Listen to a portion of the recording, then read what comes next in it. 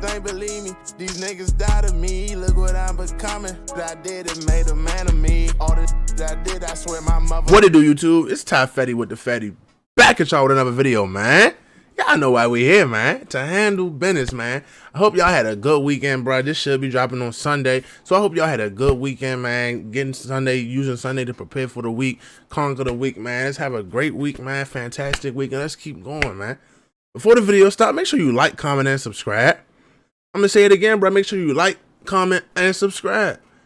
I'm going to say it one more. Matter of fact, like, comment, subscribe. Before I gotta beat you up, y'all know what's going on, man. Today we looking at Florida's most feared gang, the Zoe Pound.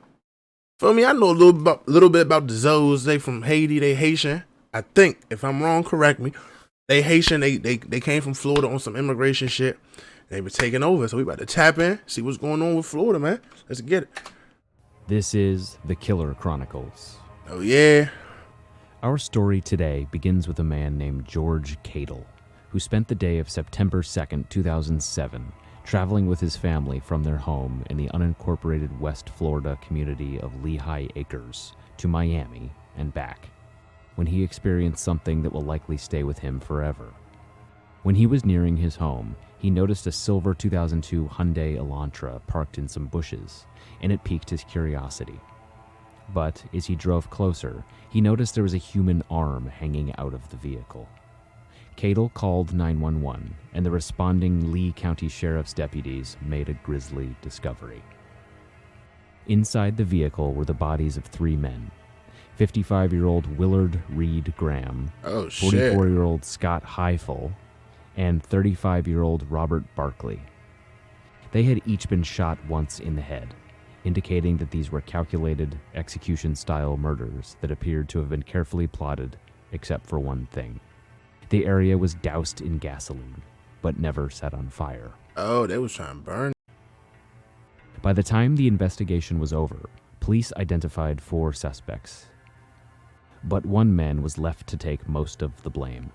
His name was Wesnel Isaac, and he was a known enforcer for a Haitian-American gang called Zoe Pound, an organization that quickly rose to prominence throughout Florida in the 1990s. The gang was known for its ruthlessness, and the murders of Graham, Heifel, and Barkley had all of the makings of a typical Zoe Pound execution. In fact, this was only the latest multi-victim homicide tied to the gang. Government witnesses, including a retired sheriff turned crack addict, would later tell police that the motive was a dispute between rival drug crews that led to a crack dealer named Lubert Jules being robbed. In turn, Jules, Isaac, and 2 other men kidnapped Graham, Heifel, and Barkley in the Hyundai, beat them with a revolver in an attempt to glean information about the robbers, then shot and killed one by one when they were unable to provide it. Isaac would flee to Haiti within days of the murders, and he quickly became one of the most wanted men in the United States. It would take 7 years before he was arrested, and another 2 after that before he was brought to trial, convicted, and eventually sentenced to life. He and Jules were given multiple life sentences, and 2 lesser-involved cohorts, Peter Belvilas and Georgie Guerrier, were given informant plea deals in exchange for their testimony. Belvilas filled in the final piece of the puzzle, telling authorities that it was only after dousing everything in gasoline that the group realized no one had a lighter to set the Hyundai and the bodies on fire. Hey, bruh.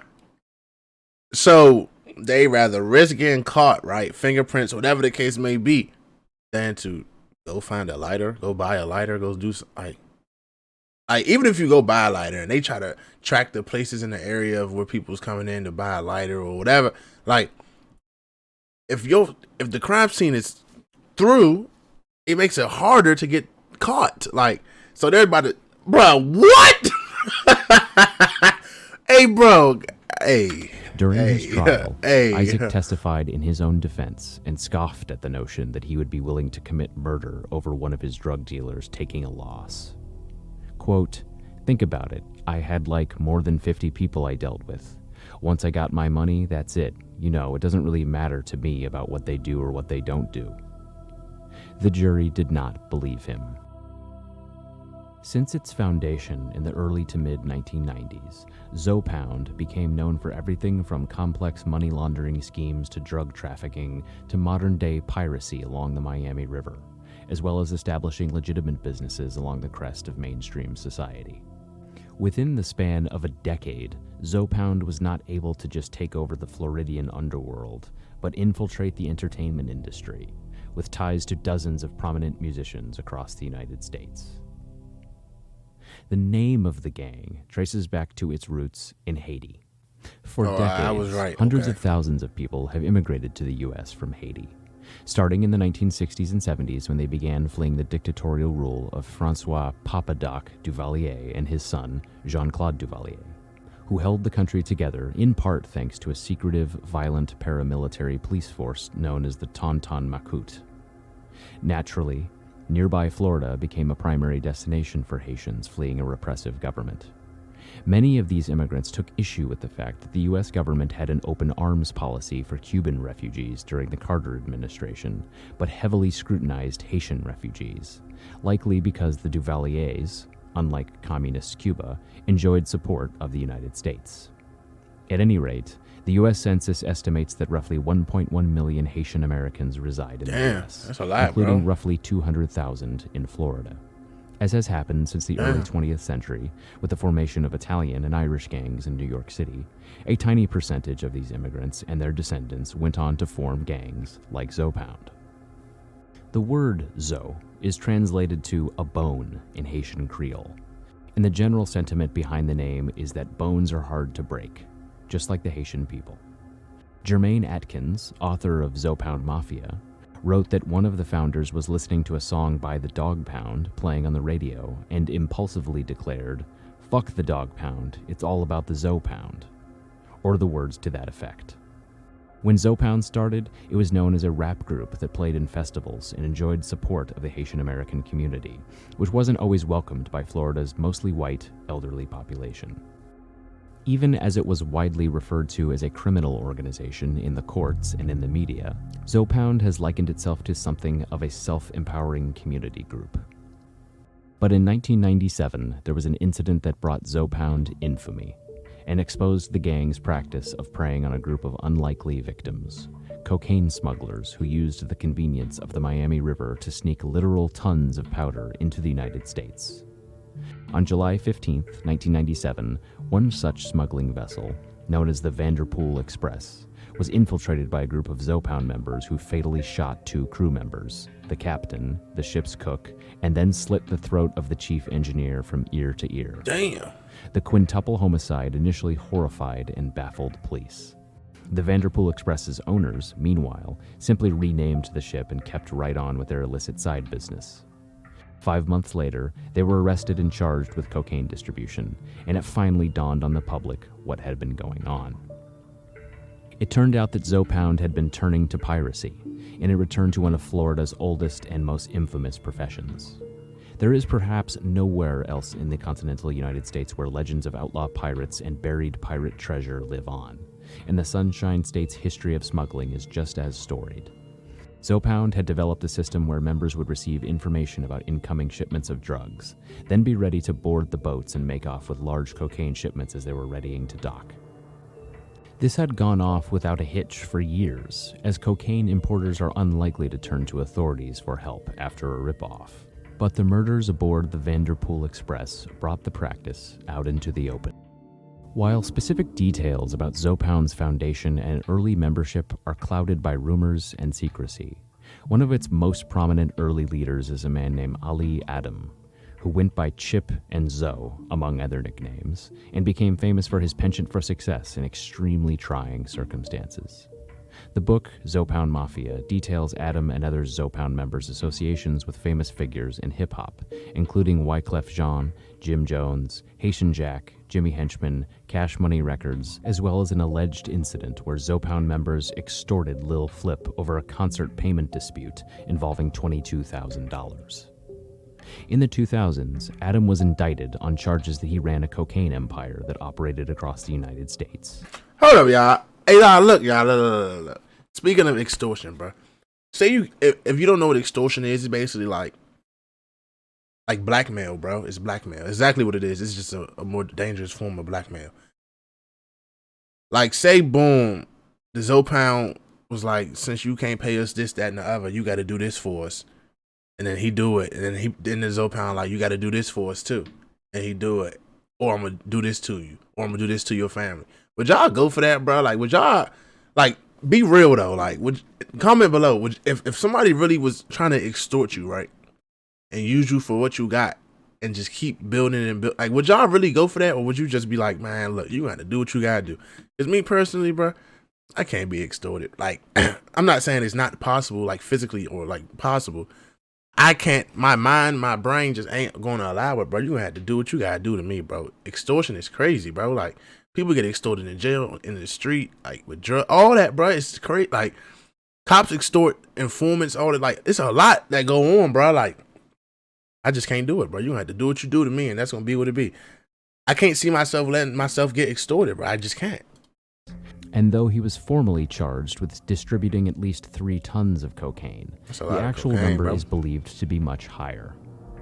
FBI documents that were unsealed but partially redacted describe Adam as the, quote, leader of a violent Haitian drug organization based out of Carroll City, and allege the organization is, quote, responsible for the distribution of over 3,000 kilograms of cocaine and numerous homicides in South Florida, Atlanta, and Los Angeles. It goes on to say that in the early 2000s, the group, known as The Block, developed a business relationship with the music promoter in Los Angeles named Anthony Acosta Rodriguez, who agreed to traffic cocaine with The Block. The relationship ended abruptly when Acosta Rodriguez was shot execution style in the early morning of February 5th, 2005 in West Hollywood. The documents offer no insight as to who might be behind Acosta Rodriguez's killing. As a result of the indictment, Adam was sentenced to 18 years in federal prison, but is scheduled to be released in November 2023. I was about to say, he ate that. That's to the prosecution of Adam is one of the many state and federal law enforcement operations that have targeted Zopound over the years, with limited success. But state officials in Florida have explicitly stated that they want to make examples out of any Zopound member whom they are able to prove committed crimes. In 2013, after an alleged Zopound leader was convicted of a single racketeering offense in St. Lucie County Court, prosecutors successfully pushed for a 25-year prison sentence. While the defendant, David Poole, maintained that he was being railroaded based on the fact that he had hung out with certain people, the judge called Zopound a, quote, terror to this community. While the prosecutor, Jeff Hendricks, said he had hoped the sentence would send a message to youngsters who might join a gang in the future. Quote, if there's a 16-year-old out there right now considering starting in a gang, maybe a gang that's called Zopound, that 16-year-old needs to know that this is what can happen. That's it for now. Bro. Thank you for watching. Bro, 25 years for a single racketeering charge, bro? That's OD, bro. Now, granted, that's not stopping nobody because, as we all know, bro, if you do something that's against the law, bro, you think you're going to get away with it, bro. Like, even though the stats and the facts like show that, bro, majority of people that break the law don't get away with it. You wouldn't be breaking the law if you knew you were going to get caught, bro. Like, this is how it go, bro. So, therefore, if they going to join the gang, they going to join the gang, bro. Sometimes they born in that shit. There ain't no way out. You feel me? Like, that's not stopping nobody. But 25 years for a single racketeering charge that's blasphemy, bro. I can't lie. Free that man, because that's crazy, bro. Like, that's the thing. Like, the justice system got picks and chooses of what they want to do and who they want to do it with, bro. Like, he got 25 years for a racketeering charge, but you got serial killers and school shooters that, like, I'm not gonna say slap on the wrist, bro, but they don't get shot when they get arrested. They go to their house, knock on the door, tell them come out. Like, it's just crazy to me, bro. But you know, we all know how the justice system get, bro. We all know how it go when it's people of our color versus the other side, bro. Not even the other side, because I got love for everybody, but if we was thinking in reality and being real, bro, we know how it's a difference, bro. We just know that. I can't sugarcoat it. Feel me? But, man, I ain't gonna lie. That was a little informative joint, bro. I can't lie. I just learned something. If y'all learned something, smash like on that. Smash the like button, bro. Because I just learned something, bro. I can't lie. Like, that was some, like, real sophisticated right too though. Like I feel good. I feel like I just sat down in school and learned something. God, I can't lie, man. Look, it's time Fetty with the Fetty, man. Make sure y'all stay smart, man. Stay dangerous. I'm gonna catch y'all next time. Have a great week, man.